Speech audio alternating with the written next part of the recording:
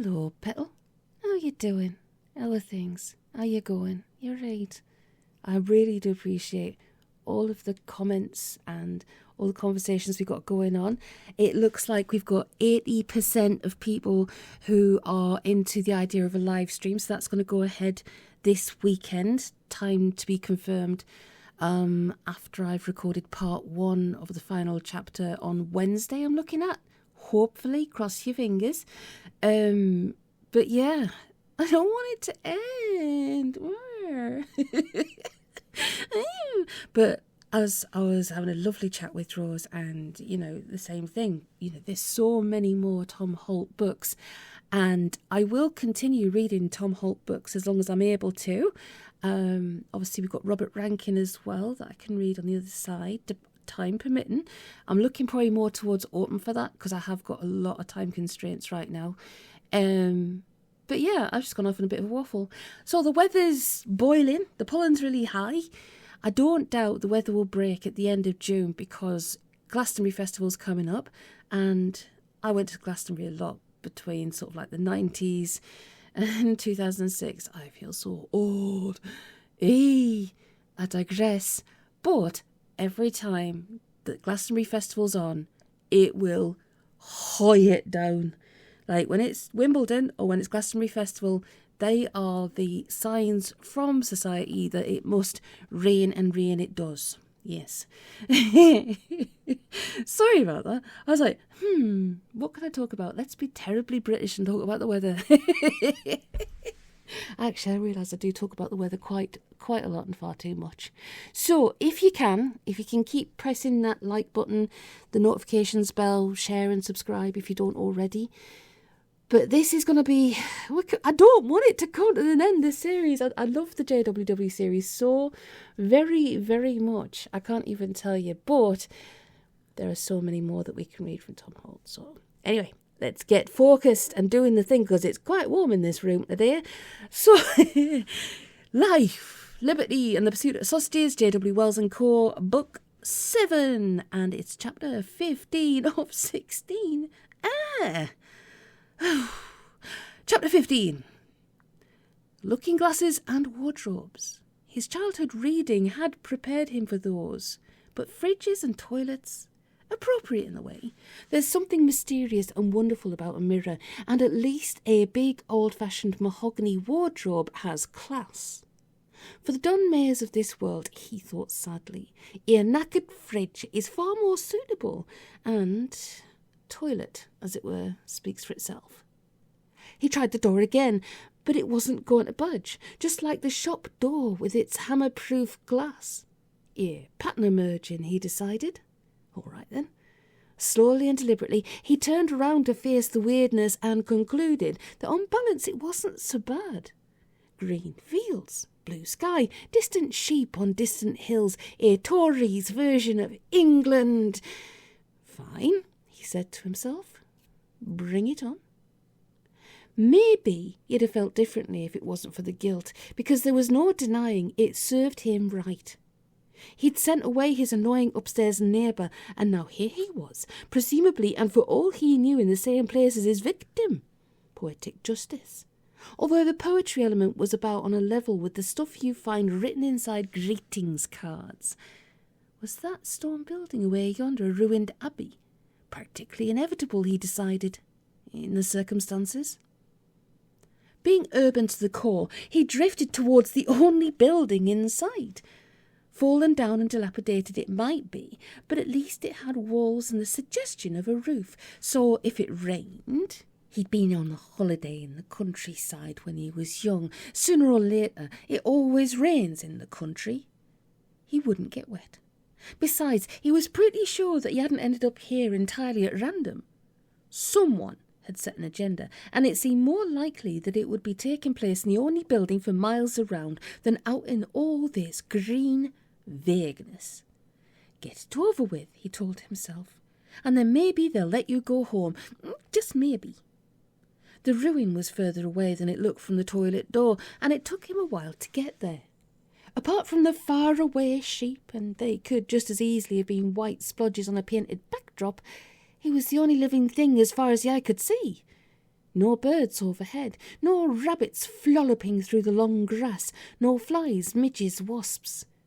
For someone used to sharing his horizons with a teeming mass of life, it was distinctly uncomfortable. Artificial, he thought. The designer could do vegetation, but the budget wouldn't stretch to extras from the animal kingdom. He quickened his pace, his instincts urging him to get to the cover of the building as soon as possible. Daft, but that's atavistic tendencies for you. Sure enough, it was a ruined abbey.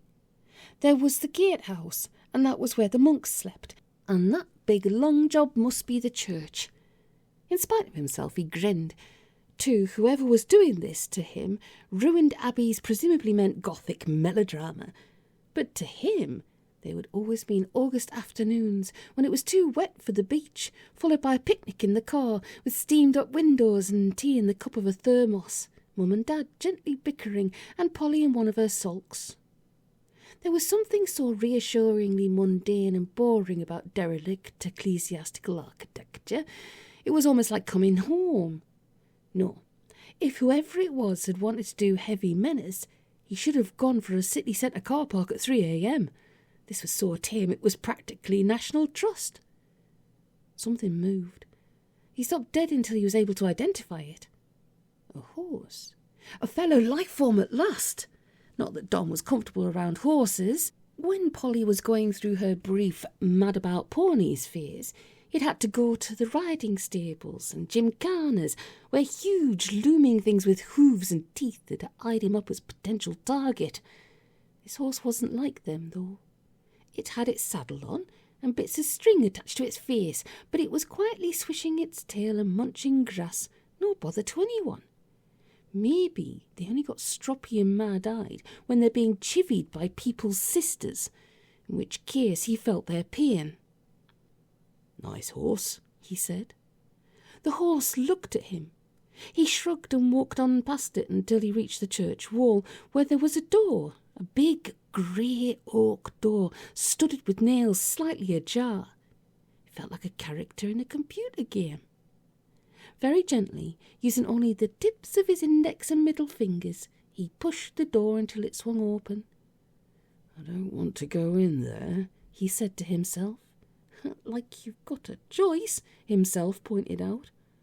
He felt rather as he'd done when he was 8 or 9 years old, and he had to go to someone's birthday party, knowing he was only there because everyone in the class had been invited.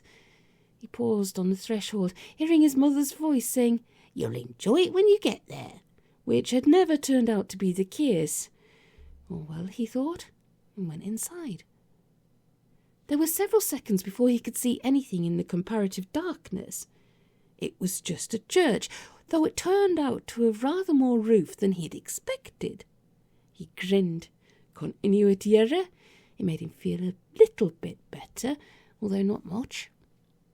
Movement in the shadows made him tense up until it resolved himself into a bald man in a brown dressing gown, or rather a monk, who beckoned to him without smiling, turned his back and walked up the aisle toward the altar.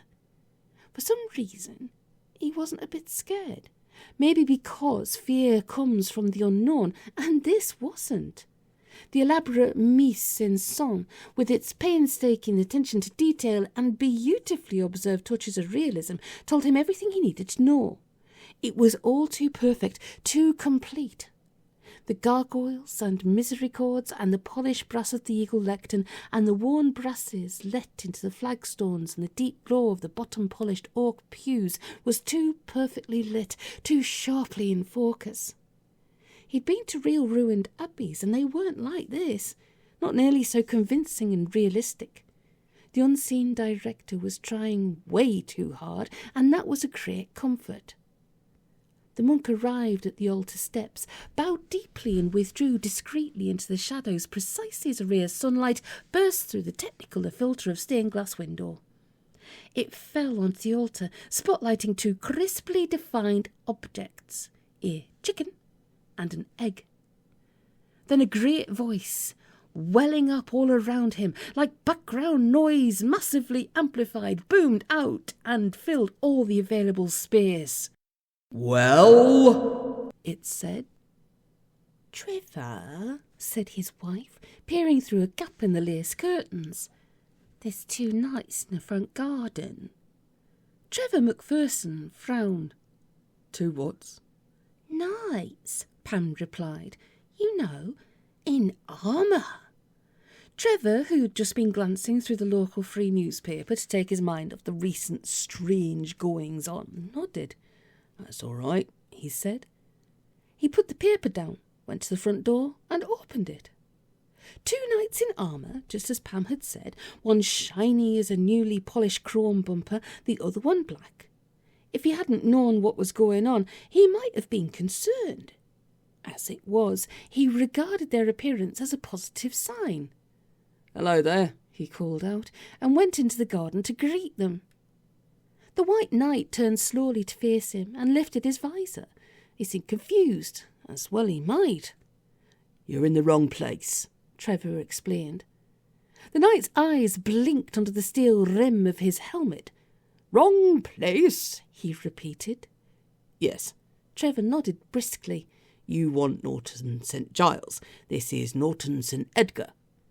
The Black Knight advanced, gently barging his colleague out of the way. "Did you say Norton St. Giles?" "That's right," Trevor said. "Where they're having the medieval fair and tournament reenactment. It's this weekend, isn't it?" The White Knight was staring at him as though he'd never seen a retired transport manager before, as though he'd heard about such creatures in wild fireside tales, but never really believed they could possibly be true. "Where is this?" he said. "I just told you, Norton St. Edgar," Trevor replied. "You want to go back to the crossroads, turn left, then after half a mile take the second right again at the 3 Pigeons, and there you are." He paused, then asked with open interest, "The road's open again now, is it?" The Black Knight took a step back. "Is it?" Trevor felt his patience starting to leak away. "Well, it must be," he said. "Or else, how did you get here?" "Came down the B4197, I expect, and turned off too early. Now, what you could have done was stay on the 4197 as far as Adderbridge, then taken the first right past the Esso station, which would have brought you out on the other side of Norton St. Giles, and then you could have taken the right-hand turn that brings you out just past the Spar shop. Now you're here, though. Your best bet's to carry straight on through the village until you—" He tailed off. They didn't seem to be listening. It annoyed him when he gave people directions and they couldn't be bothered to listen. The White Knight was staring at his cardigan, while the Black Knight was looking over Trevor's shoulder at the bungalow with an expression of horrified awe on his face. Well, Trevor thought, hardly surprising. He'd heard stories. The sort of people who go in for these reenactment things, they're little better than hippies, a lot of them. Probably stoned to the eyeballs, in which case he didn't want them in his front garden. On the other hand, he did want to know if the problems with the roads, it sounded so much better put like that, had been sorted out yet. It was hard to know what to do for the best, how to get the vital intelligence he needed without ending up with a posse of rusty dormobiles camped on his front lawn. Light burst inside his head, and he felt in his pocket. "Tell you what," he said, producing his car keys. "I'll show you the way. You just follow on." The 2 knights looked at each other. "Show us the way?" the Black Knight repeated. "Yes, that would be." He shrugged with a loud creaking of rivets and articulated steel. "That would be helpful." The White Knight didn't look too keen on the idea, or else he was too far gone to understand what was being said to him. Trevor hoped very much that someone else would be driving. At least this way, though, he could get rid of them and find out about the roads at the same time. The knights were talking in low voices, having an argument about something. He saw the White Knight nudge the Black Knight in his lobster shell-plated ribs and hiss, "Go on, ask him." "Something I can help you with," he said. The White Knight gave his colleague a shove with his elbow, and the Black Knight looked at Trevor and said, "Do you know which came first?" Wink. "Which what came?" "The chicken," said the White Knight, "or the egg." God almighty, Trevor thought. They're really far gone. "No idea, sorry," he said sharply. "Now, if you go back to your vehicle. You can follow me out of the village." He walked away without looking round, got into the car and turned the key in the ignition. The engine fired, and instinctively he looked in the rearview mirror. The knights, he observed, were running away down the street. They weren't finding it easy because of all the ironmongery, but they were putting a significant degree of effort into it, as though they'd just seen something so terrifying they couldn't bear to be within a mile of it. Well, fine, he thought, disconcerted but glad to be rid of them. The fact remained that they had been here, and since they didn't come from Norton St Edgar, inevitably it followed that they'd come in from outside, which must mean that the roads were open again. Open. Such a good word. It reduced the weirdness to a minor inconvenience, on a par with resurfacing or a lorry shedding its load. Already his busy mind was building coral reefs of normality over the absurd anomaly he had experienced. He thought he'd experienced. But he could have been wrong. Must have been wrong. Had definitely got hold of the wrong end of the stick, and really there'd been a perfectly rational explanation. He drove sedately up the hill to the crossroads, turned left, past the farm, past a tall man with a shiny head and a smart suit, another stranger, therefore another hopeful sign. On a bit further, past an even taller man in an even smarter suit, who was striding along, apparently following a chicken. On a bit further, past a nice-looking middle-aged couple, all strangers, he noticed with satisfaction. On a bit further, at which point he happened to look up at the sky and saw something that made him swerve and drive clean through a dense hazel hedge into a field of maize. "I've got a theory about that," Don said. He waited, but the great reverberating voice said nothing. The chicken on the altar tucked its head under its wing and pecked at its feathers. The light streaming in through the stained glass window dimmed a little, as though someone with a remote was adjusting the contrast.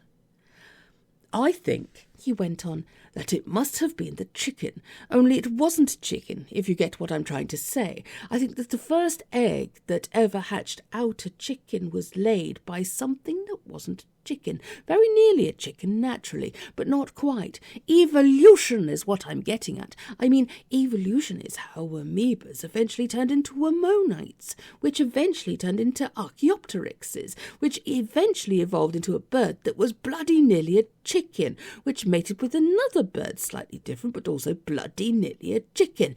And when their genes got together and mixed it up, the egg with which their union was blessed turned out to be the first chicken as we know it. I mean," he went on, "it all depends on how you define what a chicken actually is, but I expect there's a specification in a biology textbook somewhere, a genome or something like that, something you can look up and use to decide whether a particular bird is a genuine certified chicken or just an uppity pheasant."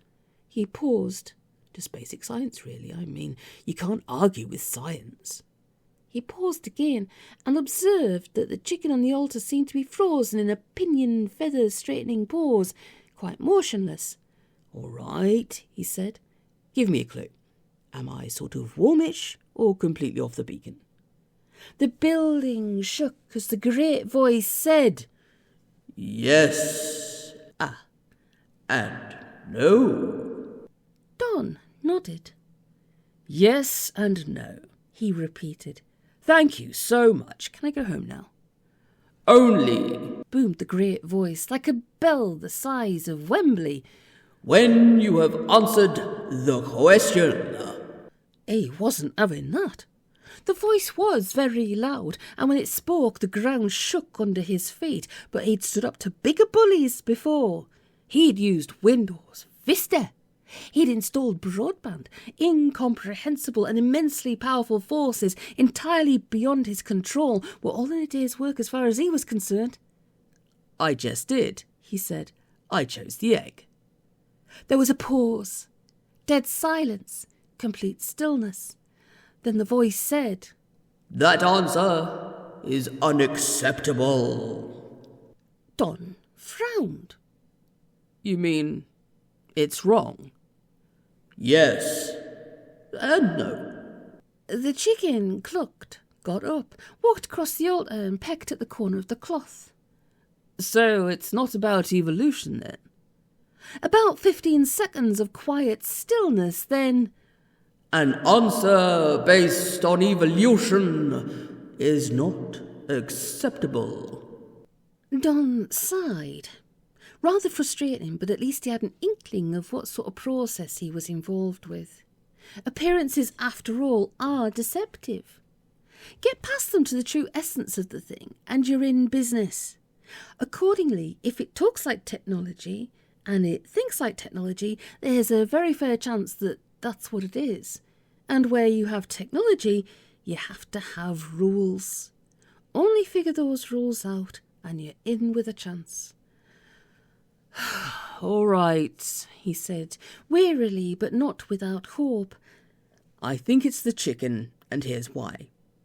I think that you can take a bit of chicken genetic material and stick it in a petri dish and clone a chicken, but only a chicken can lay an egg. Quite probably, though, I'm not entirely sure of my facts here. You could take DNA samples from partridges and peacocks and guinea fowl and God only knows what, and you could do stuff to them and modify them and bung them in a tank full of green goo, and eventually you'll have yourself the poultry equivalent of Dolly the sheep. But growing an egg, no, I don't think that's possible. So if you're starting from scratch, the chicken's got to come first, because only a chicken can make an egg. Now, strictly speaking, that would be which comes first, not which came first. But he stopped, sensing some slight change in ambience. Sorry, he said. Am I boring you? The walls shook. Continue. I'm barking up the wrong tree, aren't I? Your answer would appear to be based on an unacceptable approach. I've changed my mind, Don said. It's the egg, isn't it? That answer is not acceptable. Don smiled. He didn't care about the answer anymore. He'd found out something far more important. He was sure of it. The voice, the ruined abbey, the exceptionally roomy toilet, presumably the fridge as well. He was dealing with the machine. Not a human or a superhuman, but a gadget, a piece of kit. That was the point, surely. Gadgets don't just happen. Gadgets are designed and built for a purpose, to achieve an objective. This one, he felt moderately sure, was intended to find an answer to this idiotic question, and by sheer bad luck he'd managed to get himself caught up in it, like the tie of a man bending too low over a shredder. But that was, or could be, all right. Gadgets have rules. Define acceptable, he said. The voice didn't hesitate this time. Acceptable is defined as that which is liable to be accepted by the panel of judges. State the criteria by which the panel of judges assesses acceptability. The panel of judges will accept an answer that is in accordance with the terms and conditions of the competition, as set out in the Statement of Terms and Conditions. Tell me the terms and conditions. 1. The judge's decision is final.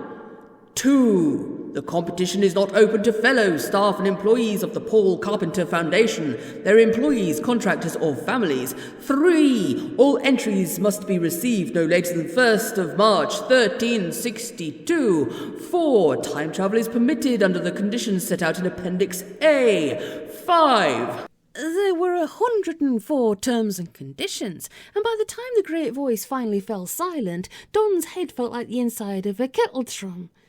But that was a small price to pay. Finally, against all expectations, quite probably for the first time in his life, he understood what was going on. Thank you, he said. In which case, the answer is the chicken. A silence lasting 2 seconds. You could have held the World Stalagmite Growing Championships in those 2 seconds. Qualifiers, opening rounds, quarterfinals, semi-finals, and a best-of-3 knockout tournament to decide the title. Correct, said the voice. Stein, Mr. Horse said. Mr. Gogarty turned and faced his employer. You're here. Apparently, Mr. Horse frowned. I'd more or less given up on you. By Mr. Horse's feet a chicken clucked. Mr. Goggerty gave it a not now look. I found it, he said. For a moment Mr. Horse couldn't think what to say, and when he did manage to come up with a selection of words, they weren't desperately original. You found it? Yes. Oh. Here, Mr. Goggerty said, and from his pocket he took a plain brass ring, which he displayed on the palm of his hand, perfectly visible but significantly out of Mr. Horse's reach. This it, isn't it?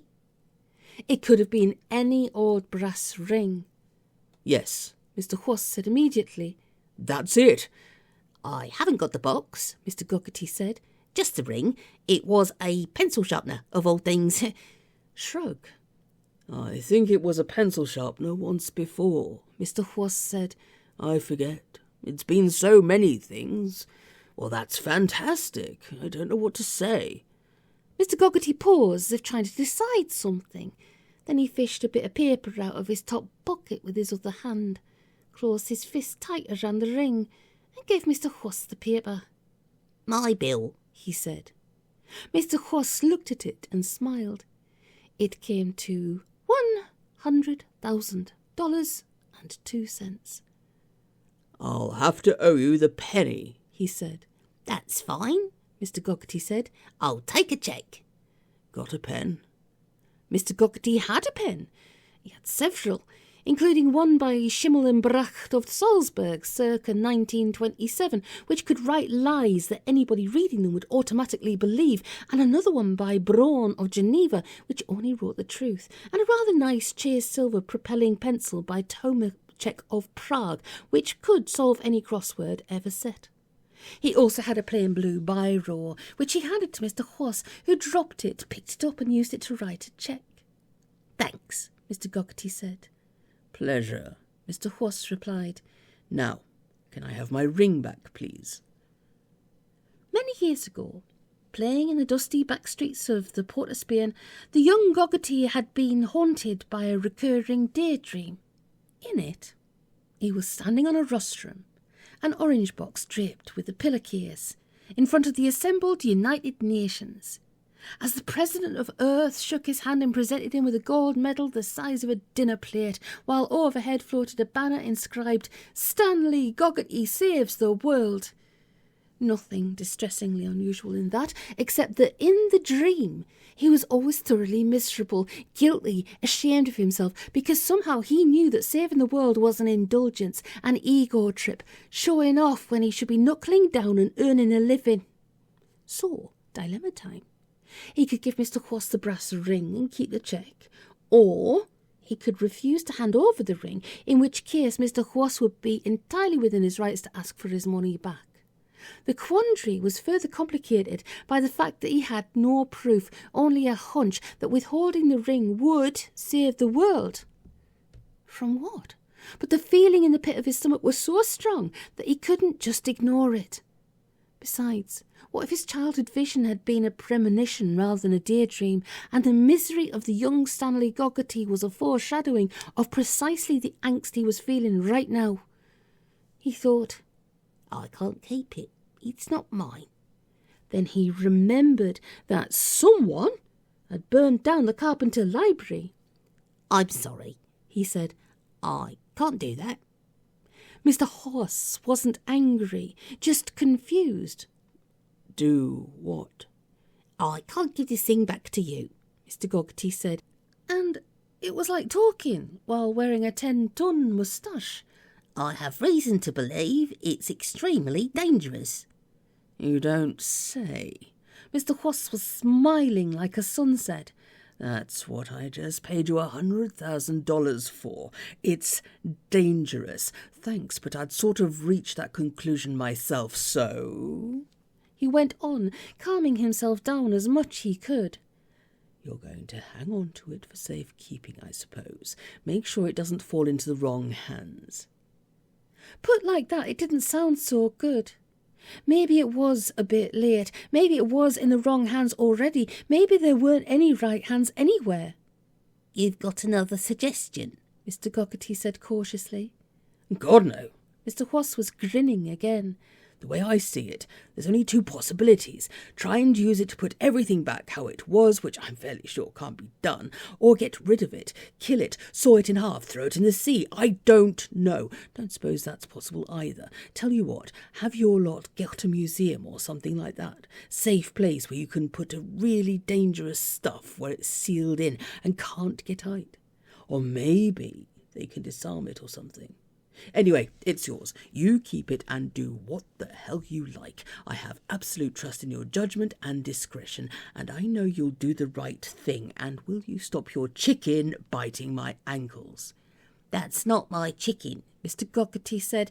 Then, very quickly, as Mr. Wasp swung his leg back, it's not a chicken at all. It just looks like one. Can I kick it anyway? No.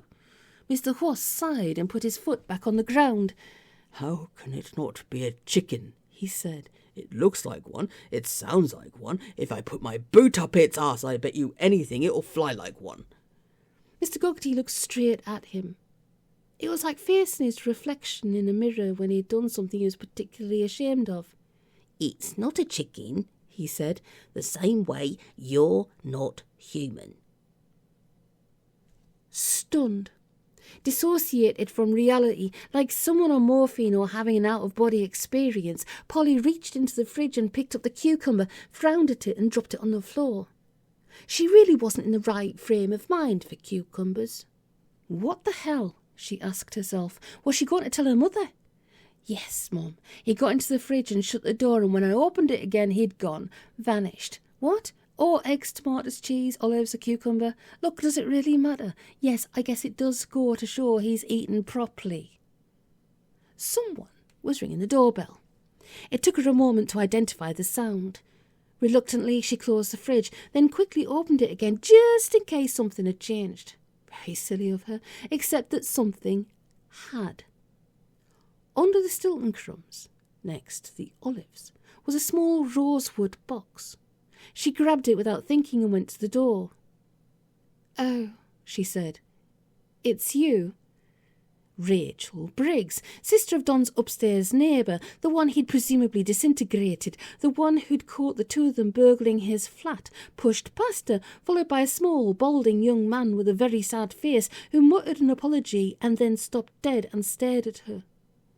Alan Stevens, her immediate superior at BOHD. Alan? Miss Briggs, Polly decided, would have made a first-class dog trainer. Don't just stand there gawping. You're going to search this flat from top to bottom. Fine, Polly murmured. Carry on. Tell me if you find anything interesting. In spite of the word of command uttered with total authority, Mr. Stevens didn't move. He knew he was disobeying a direct order and that at some point there'd be serious repercussions, but it didn't matter. He felt as though he'd just been torn in half. On one side of him stood his fiancée, Rachel Briggs. On the other, his subordinate, Polly Mere. He knew them both very well, obviously, but, and this was what was ripping his brain to pieces, he was somehow aware that the Alan Stevens who worked with Ms. Mayer wasn't the same man who was engaged to Rachel. They were both talking to him, but he couldn't make out a word they were saying. He was a trick coin with the head of Alan Stevens on both sides. One side existed in a world with Rachel in it, the other, Star Trek, he said. At least that had the effect of shutting them both up instantly. He didn't explain. He didn't bother trying to tell them about the episode of Star Trek where the matter and the antimatter universes collide and the guest star from the antimatter universe gets loose in the matter universe, and, well, he hadn't understood it at the time, but it was all right because it was only sci-fi and a pretext for William Shatner to charge around in a torn shirt. Naturally, if he thought that one day it would happen to him, he would have paid closer attention. Rachel was in his face, yelling at him. Under other circumstances, something he'd have done anything to avoid. Lazily, he extended his arm and pushed her out the way. Stupid, aggressive woman, no idea what he'd ever seen in her. It was bloody Star Trek, that's what it was, and here he was, bang in the middle of it. Also, just to make things a little bit more interesting, he was feeling very strange. Dizzy, bunged up like a bad cold, woozy like a hangover, more than a little nauseous. Watch out, shoes, here comes lunch. And somehow I saw he wasn't altogether there. Maybe, he thought, and grinned. Scotty's beaming me out of here in the nick of time. Good old He vanished. Rachel Briggs stared at the cubic metre of air that no longer encompassed her fiancé and screamed. Polly, who'd always had a secret fondness for loud noises, let her rip for 2.5 seconds, then smacked her around the face. She'd always wanted a legitimate opportunity to do that. "It's all right," she said, rubbing her hand. "He's gone." The contradiction in that statement wasn't lost on her. Miss Briggs' brother, her brother, and now Alan Stevens, 3 to her certain knowledge. Maybe all right was stretching it a bit. Oh yes, and Mr. Goggerty, 4. Well, at least they'd none of them be lonely. "Now, do you believe me?" she said. Miss Briggs looked at her as if she was the ground and Miss Briggs' parachute had somehow failed to open. "What happened?" "We think it's magic," Polly said. "Sit down and I'll make us both a coffee. I know." With a gentle hand on her shoulder, she steered Miss Briggs to the sofa and folded her onto it. "So," she said, "how long have you been working at BRHD?" Miss Briggs' eyes were a very pale blue and completely blank. "What's that got to do with anything?" "Lots," Polly said. "Sit still while I get the coffee." Making coffee meant being in the kitchen where the fridge was. She tried to keep as far away from it as she could. While the kettle was boiling, she examined the rosewood box, thinking about something Mr. Goggerty had said about a box. When she felt brave enough, she opened it, but it was empty. Just an empty box, a bit like the fridge, if you didn't count Stilton crumbs and cucumbers. She frowned. Maybe that was it. Maybe you had to count everything. Miss Briggs hadn't moved while she was away. Polly pushed the coffee mug into her hands, and Miss Briggs grabbed at it like a lifebelt, spilling a bit. "Now then," Polly said briskly, like a nurse, "we know that there's something going on. Don and I use the word magic because, well, it seems to be doing magic. Magic-like stuff. And we don't know what else to call it. We know it's something to do with blue remembered hills. Don had a theory." Miss Briggs looked at her helplessly. "Don's your brother?" "Yes, that's right." Firm, reassuring nod of the head. "His idea was that there was a lot of us working at BRHD, and we were all sort of there simultaneously, if you get what I'm saying. We couldn't see or hear each other, but we were occupying the same space at the same time, but in a different dimension." "That's right," Polly said quickly. "And I know it sounds weird, but please hear me out, all right? Because I think I know where I'm going, and I need someone to tell it to, just to see if it really hangs together. You're all right for time, are you? Not on your way anywhere?" Miss Briggs shook her head, though her eyes stayed fixed on Polly. "All right, then." Polly took a moment to shepherd her thoughts. "We have no idea how long it's been going on for, but my guess is it's been a while, and up until very recently it was working just fine. Then, a few days ago, everything started to go wrong. The darts match," she remembered. "Do you know anything about a darts match?" Miss Briggs pulled a deep concentration face. "Alan said something. He's captain of the office team," Polly prompted. "That's right. You don't play darts, obviously. There was a darts match against Thames Water. Alan, that's Alan where I came from, made me play because he was one short. I had a dress I wanted to wear for the match, so I took it in to be cleaned." She paused. "With me so far?" "I think so, but—" Polly held up her hand. "We think," she went on, "that something happened at the cleaners. Don took something in there to be cleaned, and when he got it back, there was this brass thing in the pocket." "Thing? It was a pencil sharpener, but it may not have been. It's complicated, but the point is, that's when all the screwy stuff started." We think it got in the pocket of his coat by mistake. Anyhow, it was after that things started coming apart. For one thing, the dry cleaners vanished. Then Don started having these, she winced, powers, magic. That was when he vanished, your brother. He vanished, Polly nodded. Apparently, your brother annoyed him, and Don wished he'd just go away, and he did. At the time, we both assumed it was something Don had actually done, but now I'm not so sure. Not after what just happened to Alan. Anyway, we thought we'd better find someone we could just ask about what's going on, an expert. So we looked on Google and found this man Gogarty, and he... Who? He's a weirdness expert, Polly said. Don't ask. Anyway, he came round to see us early today, and he was really interested in the pencil sharpener, but he seemed to think it should have been in a little wooden box, but there was not a box, only now it's turned up, she added, in Don's fridge. Is this making any sense to you? No, nor me. Polly nodded to convey approval of a correct answer. But I was just thinking, she went on, about what Alan said just before he disappeared. Ms. Briggs frowned. He said Star Trek, she said. Yes, that doesn't make sense. Polly smiled and told her about the episode where the matter and antimatter universes collide. She got the impression that Ms. Briggs wasn't a Trekkie, but never mind. I think that is what's happened, she concluded. I think there's at least 2 different universes, and you belong in one and I belong in another, but somehow Alan belongs in both. She paused to draw breath.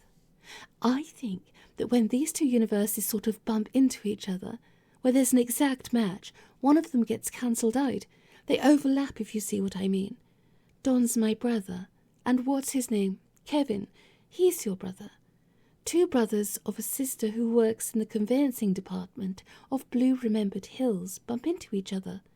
Both of them musicians, come to think of it. They're an exact match, so one of them gets cancelled out. Ping, she added, then wished she hadn't.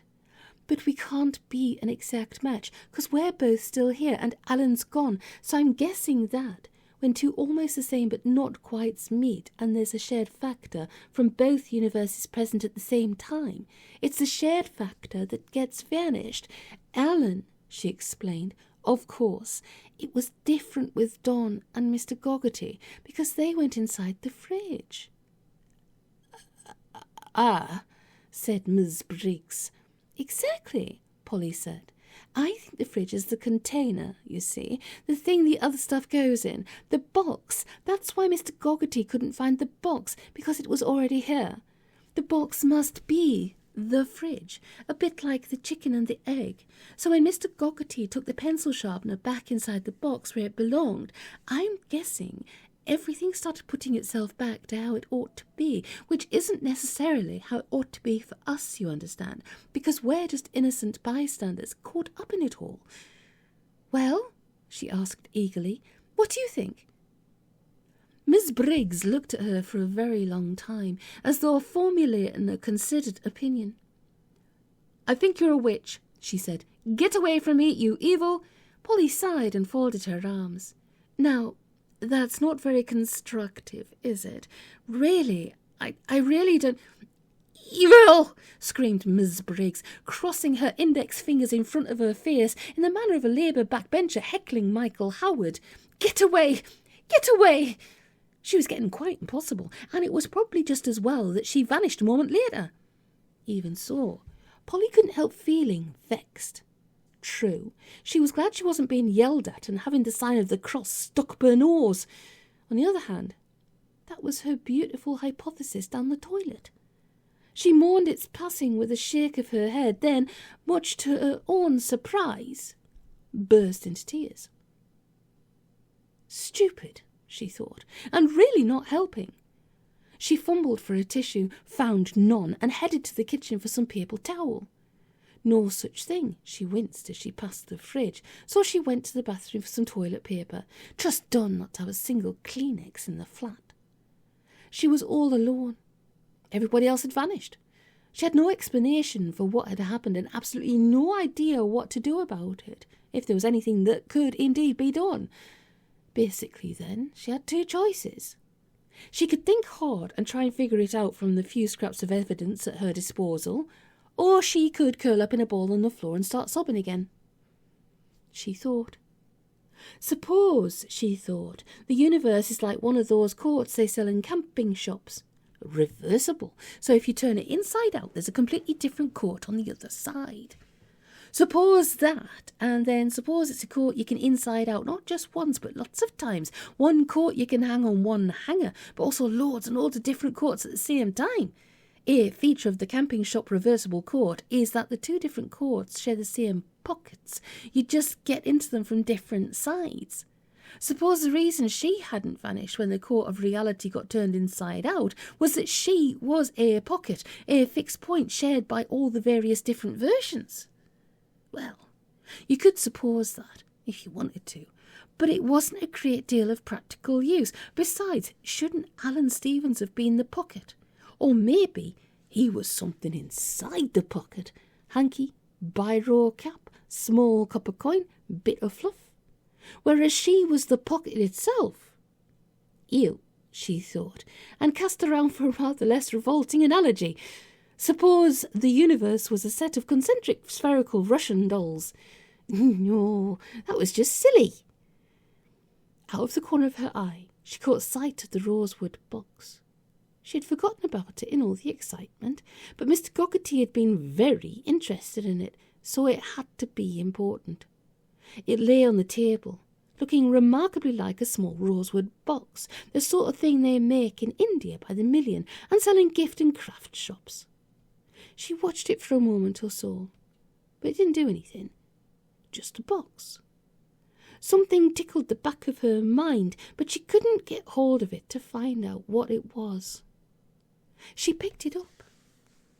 Well, she'd opened it once before, and nothing bad had happened, which meant, of course, that there was no point opening it again, was there? Just a box. She put it back on the table, then picked it up again. Why would Goggerty be so concerned about an empty wooden box? Or was it because the brass thing had somehow managed to get out of it, presumably at some point while it was at the dry cleaners? Total waste of time opening it again. She realised she'd slid one fingernail under the lid. Well, she thought, it can't really hurt, and carried on opening it, remembering as she did so in the split second before the box grew huge and ate her that the thing she'd been trying to call to mind a moment ago was her mother once telling her that before she was born they'd seriously considered calling her Pandora.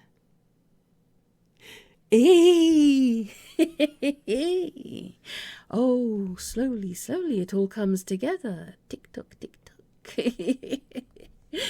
Well, everything's getting a little bit interesting. Who is Mr. Horse? Who is Polly? Who is anybody? Where is everybody? What is going on? I'll let you know in the next instalment of Life, Liberty and the Pursuit of Sausages, Book 7 of the J.W. Wells & Co. series by the glorious, wonderful, amazing Mr. Tom Holt. That was rather cinematic, wasn't it? Yeah. So, what we're looking at, hopefully, is that I will do the first half of the final chapter on Wednesday and the second half of the final chapter on Friday or Saturday morning. I'm not sure which yet. It depends how it all goes this week. It depends how hot or busy the week is. But I'm definitely looking at doing that. And as I said, the live stream will give you an insight into my recording practices. They are unconventional. That you'll see. It'd be lovely to have you there. And of course, there's a live chat whenever you do a live stream. I'll answer as often as I can, but obviously when I'm recording, I'm going to be kind of like recording on, and you can all make comments and have a little giggle on and have a little laugh on and just enjoy it. I'm thinking probably Saturday morning is probably going to be better than any other time, Saturday mid-morning or morning, but we'll work it out. And I'll stop waffling. So if you can, hit the notifications bell, like, share, subscribe. Any of those things help the channel, keeps the lights on, keeps the carpets clean. You know how it goes. I don't even know where that phrase came from. But I really need a cup of tea because this hay fever is getting to me and I can't even see straight anymore. No tune today because I've got a sore throat. But take it easy. Stay safe. Thank you all for being here. You are everything. I appreciate you all so very much. And you do bring joy into every single day that I see your comments. I'm very grateful and I appreciate you. So stay in touch. Stay safe. Get good rest. Eat good food. And I'll see you in a few days, Petal. Take it easy.